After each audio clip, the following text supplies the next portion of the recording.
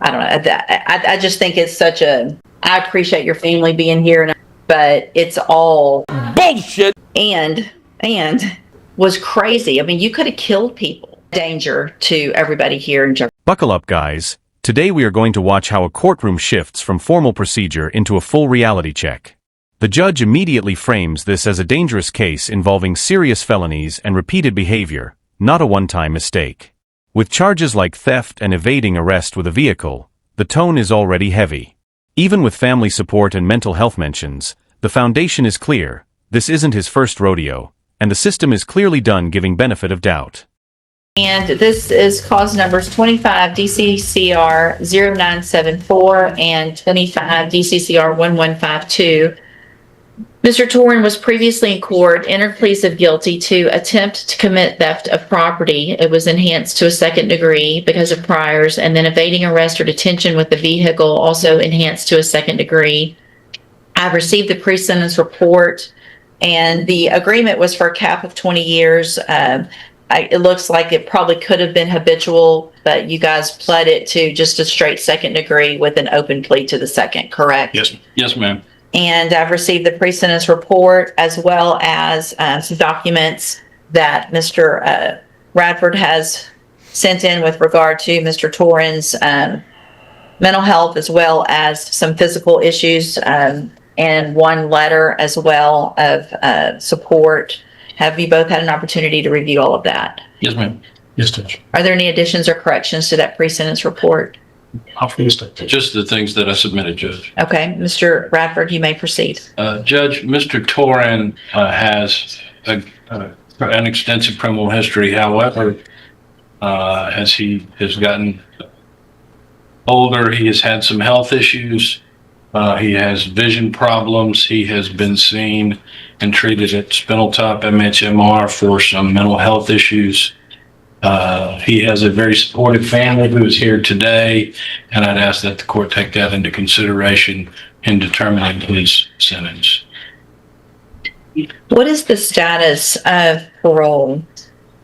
The defense tries to soften the picture, pointing to mental health treatment, physical issues, and family support sitting in the courtroom. It's a classic mitigation strategy: build humanity against a cold record. But the argument feels like it's hitting a wall early. Even the judge acknowledges the submitted material, but there's an unspoken tension. Paperwork and support letters rarely outweigh a long criminal history in cases like this. No, we're waiting on the outcome of this. Okay. Mr. Smith? Judge, his extensive criminal history going all the way back to his juvenile years tends to show more about what he is and what he does than anything else. He's been given probation. He wasn't able to complete that.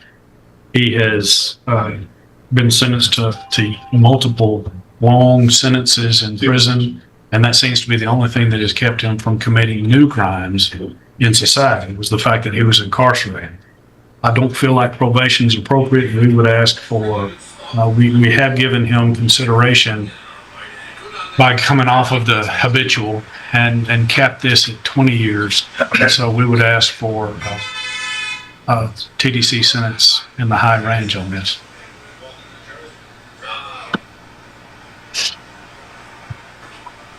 So, Mr. Torin, in 2019, you received a 15-year sentence.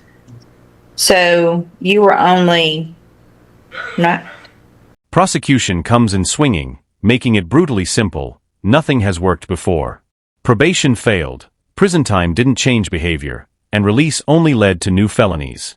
The message is blunt. Incarceration isn't just punishment here, it's containment. The argument isn't emotional, it's statistical. Each prior chance becomes evidence that leniency has already been spent. I don't know how long it doesn't show me when you got out or how long you were in on that, but obviously. I got out August 23. So you got out in 2023, and less than 2 years later, you've got 2 more felonies, which add up to your 11th and 12th felony offense. And I understand the issues with PCP, it looks to me like that's more of an issue than anything else. I understand there's some mental health issues, but you, as a grown man, have had every opportunity to get help and try to get in TDC, out of TDC, to live your life outside of prison, and you've chosen not to do that.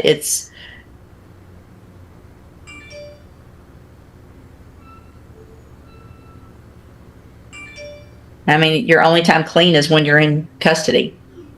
That's what you told the person doing that substance abuse assessment. I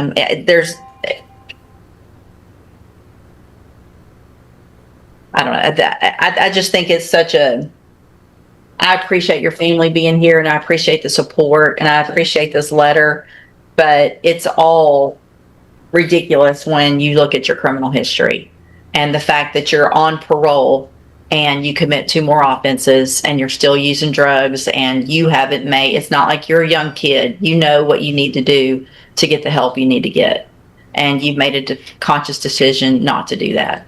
So at this time, in cause number 25 DCCR 0794, and this evading was crazy. I mean, you could have killed people.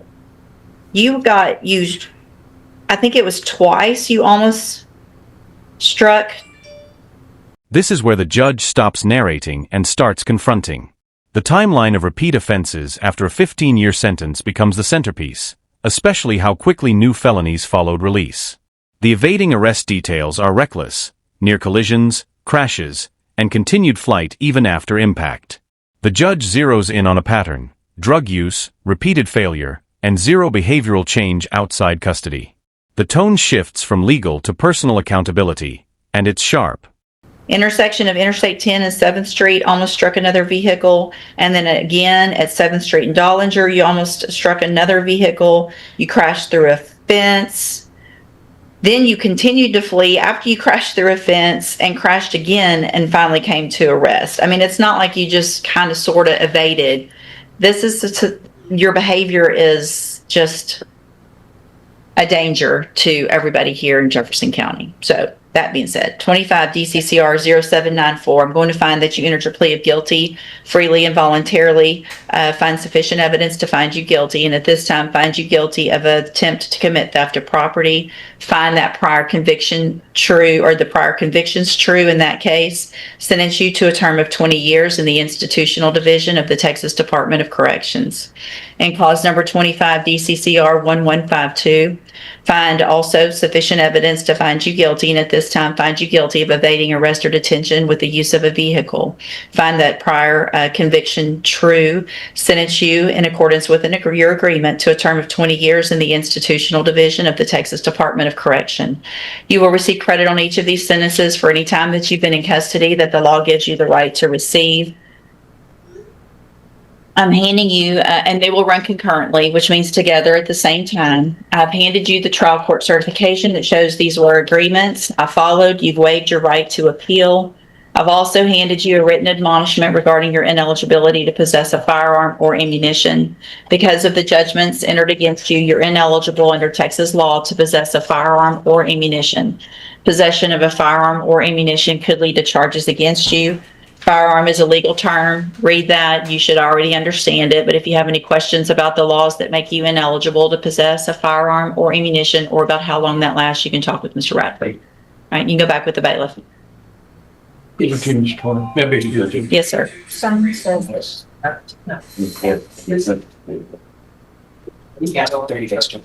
So, The sentence lands with finality: 20 years for each charge, running concurrently, locking in a long stretch of custody. The court formalizes everything: guilty findings, prior convictions upheld, appeal waived, and firearm restrictions imposed. There's no ambiguity left, just procedural closure on a case built from repeated violations. The system doesn't hesitate here, it finalizes. Make sure to like the video, subscribe to the channel, and we'll see you in the next one.